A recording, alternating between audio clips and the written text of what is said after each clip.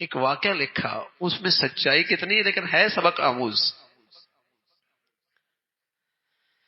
کہ ایک شخص تھا، اس کے بارے میں اداروں میں یہ بات چلی کہ یہ آدمی ہے تو ادارے کا فرد لیکن ہے غیروں کا ایجنٹ. اس کے پیچھے لوگ لگا دیے گئے کہ دیکھو کہ یہ آدمی واقعی غیروں کا ایجنٹ ہے اور غیروں کے لیے کام کر رہا ہے. تو جب بہت کچھ دیکھا تو پتہ لگا کہ کوئی ایسی چیز نظر نہیں آئی. ریٹائر ہو گیا. دوسرا بھی ریٹائر ہو گیا جو اس کے پیچھے مخبری کر رہا تھا، تفتیش کر رہا تھا، جاسوسی کر رہا تھا. دونوں چائے پہ بیٹھے تو اسے پوچھا کہ تو پتہ ہے ہمیں تمہارے پیچھے تمہارے بارے میں تحقیق کر رہا تھا. کہا مجھے پتا ہے، مجھے پتا ہے. کیا یہ بتاؤ اب تم بھی ریٹائر ہو گئے، میں بھی ریٹائر ہو گئے، آیا واقعی تمہارے اندر یہ چیز تھی کہ تم غیروں کے لیے کام کر رہے تھے؟ کہاں کر رہا تھا؟ کیا کام کر رہے تھے؟ کیا کام یہ کر رہا تھا جتنے اہل لوگ ہوتے انہیں سائڈ پہ کر دیتا، نئے اہل لوگوں کو اوپر بھیج دیتا.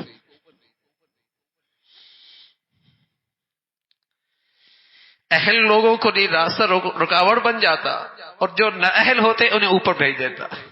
تو کسی قوم کے بربادی کے لیے کافی ہے نا. خائن بھیج دو، لٹیرے بھیج دو یا نہ اہل بھیج دو، کسی قوم کی بربادی کے لیے کافی ہے. اور میرے عزیزو، اس وطن عزیز میں کس چیز کی کمی ہے؟ کیا کچھ اللہ نے اس ملک کو نہیں دی ہے، لیکن 70 سال میں بدقسمتی سے کسی کی توجہ یہ نہیں رہی کہ یہاں اس قوم میں دیانت بھی پیدا کر دے، اہلیت بھی پیدا کر دے. اس کام کو تو ہم نے کام سمجھا ہی نہیں نا. اگر آج اپنے قوم کا مستقبل دیکھنا چاہتے ہیں تو آج کے تعلیمی ادارے دیکھ لو. بتائیے وہاں اہلیت کتنی ہے، دیانت کتنی ہے، سچائی کتنی ہے، حیا کتنی ہے، ایمان کتنا ہے، غیرت کتنا ہے. تو پتہ چل جائے گا اس قوم کا کل کیا ہے. اس قوم کا کل کیا ہے. 60% 70% لڑکے نشہ کر رہے ہیں، آوارہ ہیں، عفت پاک دامنیہ کا جنازہ نکل چل رہا ہے، شرم و حیا ختم ہو گئی. اور پھر امید رکھیں کہ یہ قوم اپنے پاؤں پہ کھڑی ہوگی.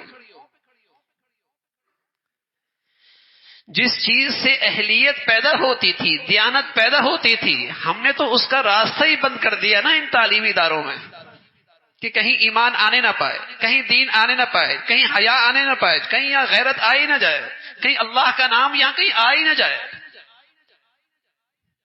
ہم نے تو اس دیانت کا راستہ ہی روک دیا نا. دیانت تو ایمان سے پیدا ہوتی ہے بھائی، دین سے پیدا ہوتی ہے، خوف خدا سے پیدا ہوتی ہے، بارگاہ خداوندی میں حاضری کا ڈر، اللہ کے سامنے حاضر ہونا ہے، اس سے دیانت پیدا ہوتی ہے.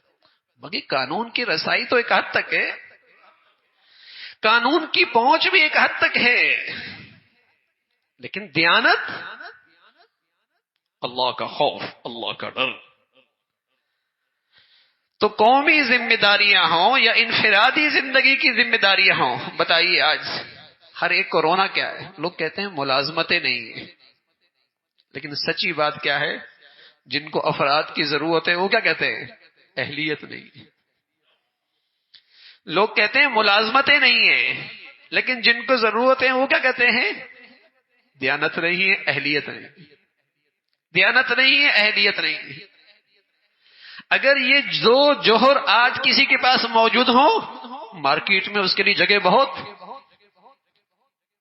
مارکیٹ میں اس کے لیے جگہ بہت. اہلیت ہو، دیانت ہو، اس چیز کی صلاحیت ہو، اللہ کا ڈر ہو، خوف خدا ہو. یہ سارا حسن تو ہمارے دین کا حصہ تھا کہ مسلمان تو ہوتا ہی دیندار تھا، دیانت دار ہوا کرتا تھا. اللہ کے نبی صلی اللہ علیہ وسلم فرمایا کرتے تھے آیت المنافق ثلاث، منافق کی 3 نشانیاں ہیں: اذا حدث کذب واذا وعد اخلف واذا اؤتمن خان. منافق ایسا ہوتا ہے بات کرے جھوٹ بولے، وعدہ کرے خلاف ورزی کرے، امانت رکھوائی جائے امانت دی جائے خیانت کر. اور روایت میں رسول اللہ صلی اللہ علیہ وسلم نے اس سے آگے بات کہی وَإِن صَامَ وَصَلَّى وَزَعَمَ أَنَّهُ مُسْلِمٌ. فرمایا اس کے کردار میں، اس کی سیرت میں، اس کے کریکٹر میں منافقین کی نفاق کی علامتیں ہیں، اگرچہ نماز پڑھے، اگرچہ روزہ رکھے اور اپنے آپ کو مسلمان سمجھے۔ وَإِنْ صَامَ وَصَلَّى وَزَعَمَ أَنَّهُ مسلم، اگرچہ نماز پڑھے، روزہ رکھے اور اپنے آپ کو مسلمان سمجھے، لیکن یہ اپنے کردار کے لحاظ سے اپنے اندر نفاق رکھتا، اس کے اندر منافقت کی علامتیں ہیں، جھوٹ بولتا ہے، خلاف ورزی کرتا ہے، خیانت کرتا ہے، ذمہ داریاں سپرد کی جائیں، ذمہ داریوں پر کسی کو لے کے آ رہا ہے، خیانت کر رہا ہے، نہ اہلوں کو دے رہا ہے، خائنوں لوگوں کو دے رہا ہے، منافقت ہے، یہ تو منافقت ہے۔